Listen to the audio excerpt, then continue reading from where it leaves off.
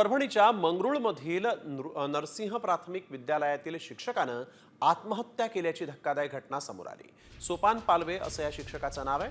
नोकरीसाठी 20 लाख रुपये भरले तरीही संस्थेच्या सचिवांनी राजीनामा घेतला असा आरोप सोपान पालवे यांनी मृत्यूपूर्वी लिहिलेल्या चिठ्ठीत केलाय आणि या प्रकरणी संस्थेचे सचिव बळवंत खळीकर यांच्यावर आत्महत्येस प्रवृत्त केल्याप्रकरणी गुन्हा दाखल करण्यात आलेला आहे।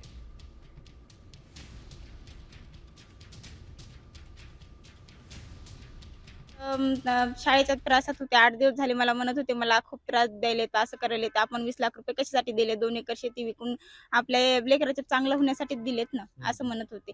परत 5 लाख रुपये आता यांना कुठून द्यायचे? आमच्याकडे काहीच नव्हतं. खूपच त्रास द्यायलेत म्हणाले मला. मी आता शाळेत चाललो आणि यायलो असं मला म्हणले होते. त्यांना शिक्षा झाली पाहिजे आताच्या आता. मला ते पैसेच मागतेत. मी आता कशाने पैसे द्यायचे? होती ते शेती विकून त्यालाच पैसे दिले. आणि मला नेहमीच ते आता त्रास द्यायला येतं. आता मी तर कदरल्यालाच आहे संस्थेला.